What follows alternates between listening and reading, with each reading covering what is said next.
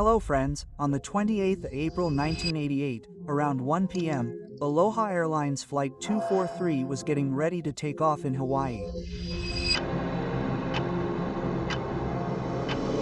It was a very pleasant day. The sun was shining brightly and most people had come here for a holiday. If you do not know Hawaii, then it is a group of islands in the middle of the Pacific Ocean which is a part of America. These are very beautiful islands and their capital is Honolulu. This flight was actually going from Hilo to Honolulu. Hilo is the southernmost island of Hawaii, but this distance is not much. This is just a 35-minute flight, a routine flight.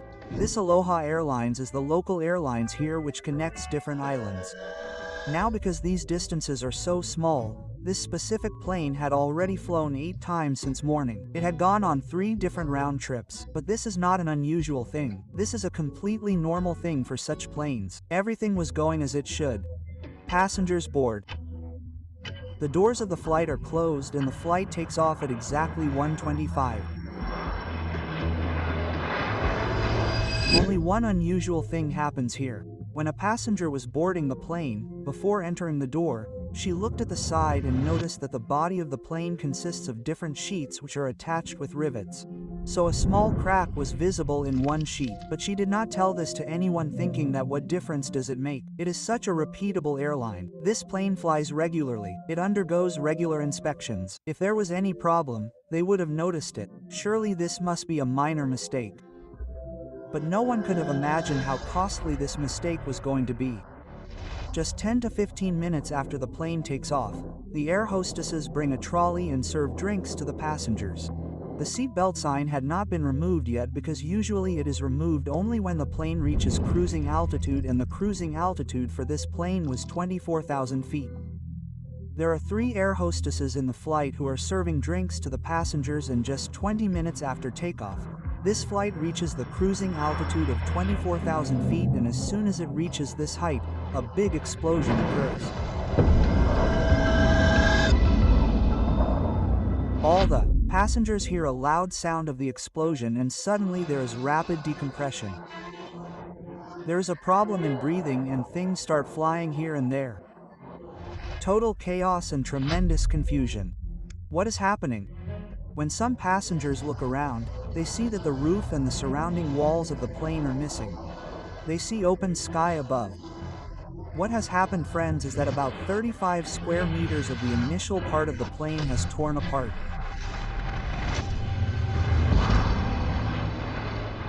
Now, what usually happens, friends? The air in the cabins inside the airplane is always kept pressurized so that we can breathe normally. Otherwise, the atmospheric pressure at an altitude of 24,000 feet becomes very low. The air becomes thin and we cannot breathe normally at that height. Therefore, the airplane has its own pressurization system which pumps and regulates the air.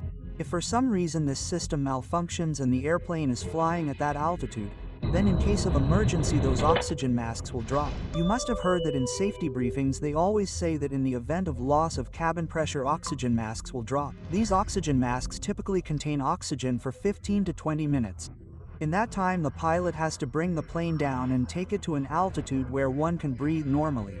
This happened below 10,000 feet. Now in this story of ours, what happened in Flight 243? The oxygen mask dripped down, but the oxygen mask system was not working. Due to the roof of the plane being blown off, this oxygen mask system was also completely destroyed. People immediately started fearing hypoxia. This is the condition in which if your body does not get sufficient oxygen, you can faint and even die. Within seconds, people started feeling dizzy. Confusion started, and in such a case, it takes 1 to 2 minutes just to faint. Michelle Honda, an air hostess who was near R115 when this blast happened, tries to contact the cockpit through the intercom, but there is no response from the other side. The second air hostess, CB Lansing, was serving a drink to a passenger near R5. When the roof of the plane was blown off, she also flew out of the plane in the air. The third was her colleague Jane Sato Rotu. She falls on the ground, and when a luggage hits her face, there was chaos all around. When Michelle did not get any response from the pilots, she started asking each passenger one by one, "Do you know how to fly a plane? Do you know how to fly a plane? Do you know how to fly a plane?" The passengers got more scared after hearing this, that you are asking us to fly a plane. What has happened to the pilots here? If there are no pilots, we will all crash. Crawling on the ground, She slowly reaches near the cockpit and there she sees that her colleague Jane's head has started bleeding. She tries to look inside the cockpit but she cannot see anything. The view of the cockpit is completely blocked. There are only a few minutes left here, after which all these passengers will faint and die. But apart from the danger of hypoxia, these passengers are also facing very strong winds. The winds are blowing at a speed of almost 500 kilometers per hour. It is difficult to open the eyes and at the same time the temperature is minus 45 degrees Celsius at this height. Even if oxygen is somehow available, it is not possible to survive in such cold for long because most of the passengers are wearing shorts and t-shirts. Hawaii is a tropical place where people go to see beaches and forests. Snow never falls here, so no passenger is prepared for this temperature. Michelle, the only air hostess who is left conscious, keeps trying to contact the pilots again and again. But there is no response. Amidst all this danger, the good news was that the pilots were actually alive, and not only alive, friends, the pilots were in a much better condition than the passengers. Their oxygen mask was thankfully working. The command was being handled by 44-year-old Captain Robert S. Timer, a very experienced pilot who had been working for Aloha Airlines for 11 years. With them on the other side was 36-year-old First Officer Mamie Tompkins. When the blast happened, both of them got a big shock, and when they looked back, they saw that the roof of the plane was missing and the cockpit door was also missing.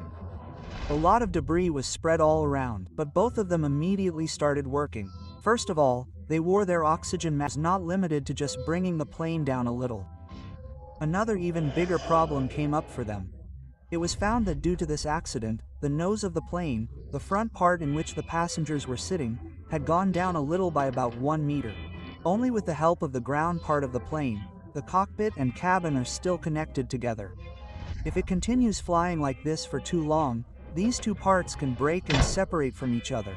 Mamie Tompkins contacts Honolulu and informs them about what has happened. They are told to land the plane in Maui instead of Honolulu. It is closer. 1:48 she contacts Maui Tower and informs them about the situation. It had been about 3 minutes since the roof of the plane was torn, but thankfully the plane had reached 14,000 feet. At this height, it was not so difficult for most passengers to breathe, and because it happened within 3 minutes, most people were saved from fainting and the risk of hypoxia was minimized. Mamie Tompkins contacts Maui Airport and tells them to keep all emergency services ready. Anything can happen.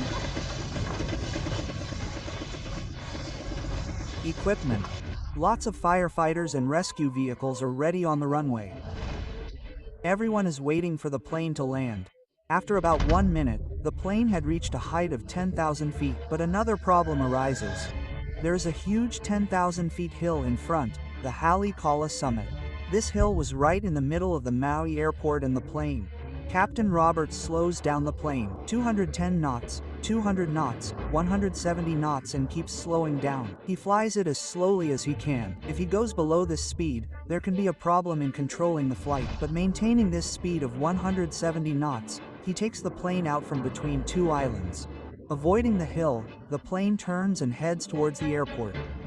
This was the point when the passengers feel relieved. They finally realize that there is a pilot in our plane who is not only alive but is also able to fly the plane properly. As the plane starts coming down towards the runway, Mamie Tompkins lowers the landing gear. There should be 3 sets of wheels, 2 at the back, 1 at the front. The rear one is called the main gear, and the indicator was showing that the main gear has been successfully released.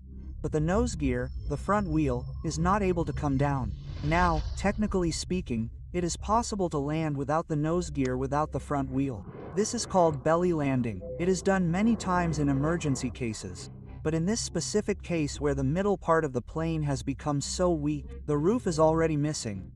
The pilots are afraid that if this type of landing is attempted, the plane will definitely crash. Aloha Airlines Flight 243 touches down on the runway. Apart from using the brakes, the captain also uses the thrust reverser of the remaining engine number 2, and the plane slowly and peacefully comes to a halt. All the emergency teams present on the runway feel relieved. The passengers are brought down from the plane through the emergency exit. An actual video was taken at that time, which you can see on the screen, in which passengers are safely descending through the slide. All the passengers applaud the captain and thank him for saving their lives. Although most of the people were safe, many passengers were seriously injured. An 84-year-old female passenger who was sitting on seat number 5A was the most injured, with a skull fracture.